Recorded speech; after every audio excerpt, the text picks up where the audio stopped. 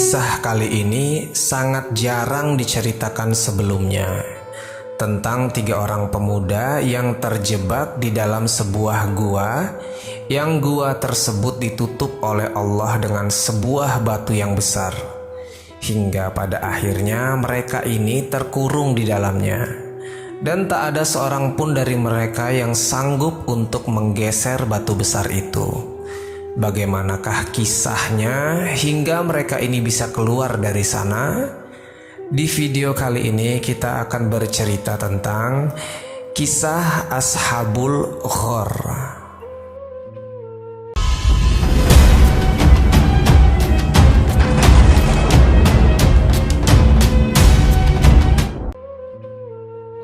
Bismillahirrahmanirrahim. Sobat Jazirah Ilmu yang dimuliakan Allah, semoga kita selalu dalam keadaan sehat walafiat. Amin ya Rabbal Alamin. Suatu hari ada 3 orang pemuda yang sedang melakukan safar. Safar ini artinya ia sedang melakukan perjalanan. Nah, ketika tiba di suatu tempat dan mereka ini kelelahan, butuh istirahat, maka mereka lihat sebuah gua. Kemudian mereka masuklah ke dalam gua tersebut dengan maksud untuk beristirahat sejenak untuk melanjutkan perjalanannya kembali. Nah, setelah mereka ini ada di dalam gua, atas izin Allah gua ini pun tertutup. Tiba-tiba ada sebuah batu besar yang jatuh tepat di depan mulut gua, hingga tak ada satupun jalan keluar dari gua tersebut. Maka terkurunglah 3 pemuda ini di dalam sana. 3 pemuda ini berusaha mendorong batu itu agar bisa keluar, namun karena besarnya ukuran batu itu, tak sedikit pun batu itu bergeser walaupun sudah 3 orang yang mendorongnya. Maka mulailah ketiga orang ini pasrah, karena bingung bisa saja mereka ini mati kelaparan di dalam gua itu, karena tidak ada makanan apalagi minuman. Akhirnya salah seorang di antara mereka ini memberi saran, bagaimana kalau kita berdoa kepada Allah Subhanahu wa Ta'ala dengan menceritakan amal soleh masing-masing. Dan akhirnya mereka pun sepakat, karena sudah tak ada lagi yang bisa menolong mereka kecuali Allah.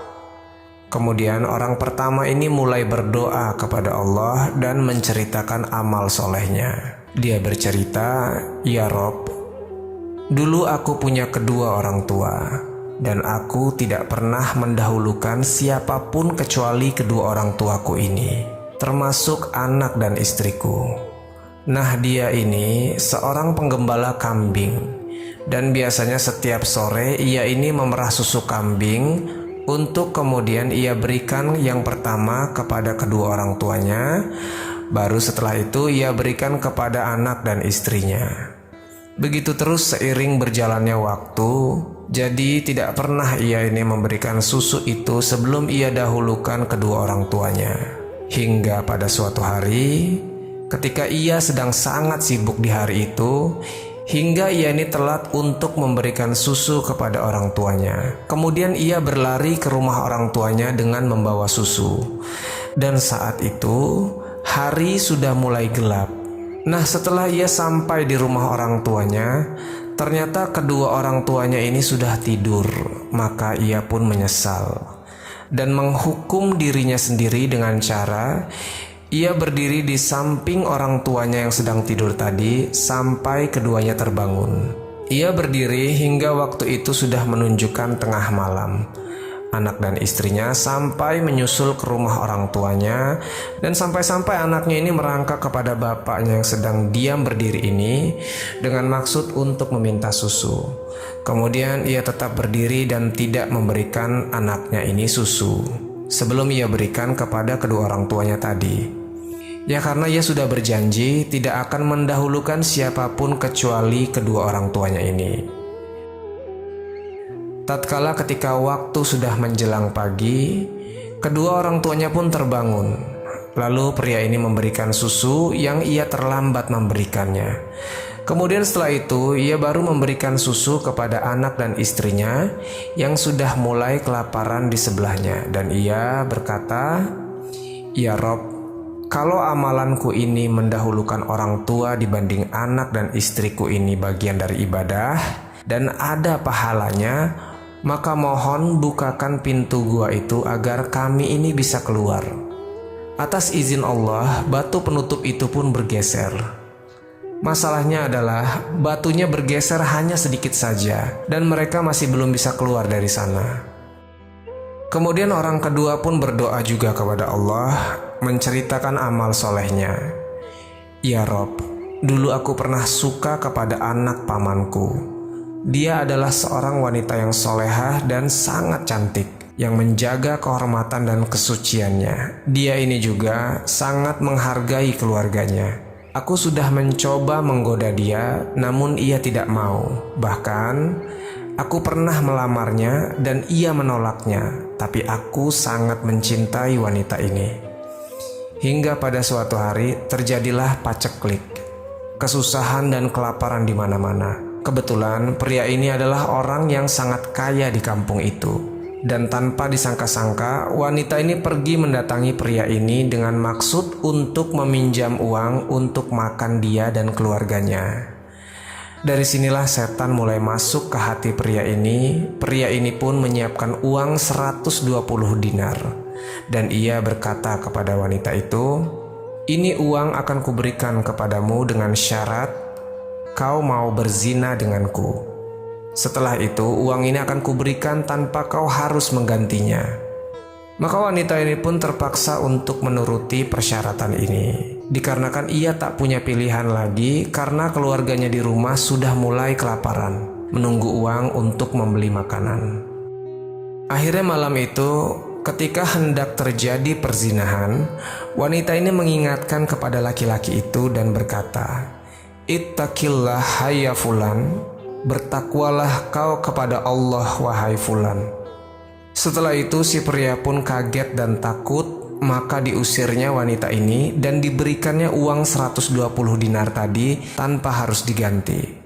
Lalu pria ini berkata di gua itu, "Ya Rob, kalau dengan menjaga kehormatanku kepada wanita itu adalah sebuah ibadah dan ada pahalanya, maka mohon ya Rob, bukakan pintu gua ini agar kami bisa keluar." Ajaibnya, setelah selesai berdoa, pintu gua pun tergeser. Celakanya mereka masih belum bisa keluar juga dari situ, karena masih belum cukup besar lubang di gua pintu itu untuk dilewati manusia. Nah, sisa orang ketiga nih. Dan pria yang terakhir ini mulai berdoa dan menceritakan amal solehnya juga. "Ya Rob, dulu aku punya kebun yang sangat luas. Dan aku ini termasuk orang yang sangat kaya.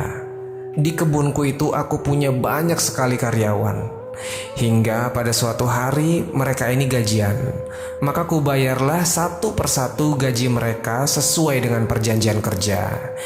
Hingga ada satu orang yang tidak mau menerima gajinya. Orang ini pun marah karena dia merasa kurang dengan gajinya. Dia minta ditambah. Karena hal ini, orang ini pun pergi begitu saja tanpa mengambil gajinya. Dan keesokan harinya orang ini sudah tidak bekerja di kebunku. Ia menghilang entah kemana.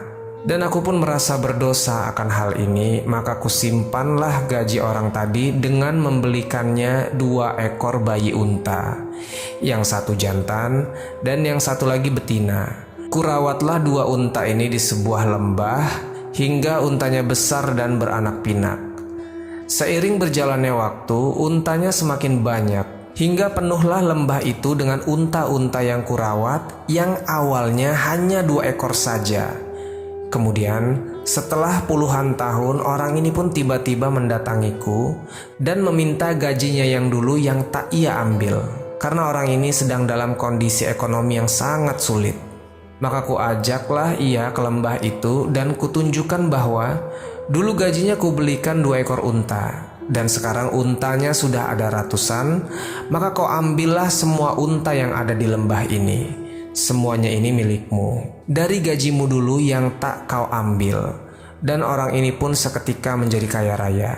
Dan pria ini berkata kepada Allah di gua itu, "Ya Rob, apabila amanahku kepada karyawanku ini sebuah pahala, maka geserkanlah batu itu agar kami bertiga ini bisa keluar.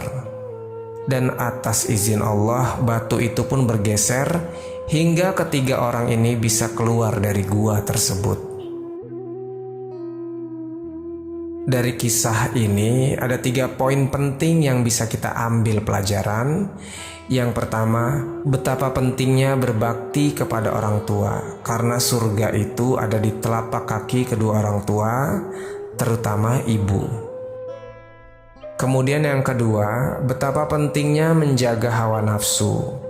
Makanya puasa itu adalah sesuatu ibadah yang baik karena berfungsi mengontrol hawa nafsu kita sebagai manusia. Kemudian yang terakhir, yang ketiga, betapa pentingnya menjaga amanah apapun itu bentuknya.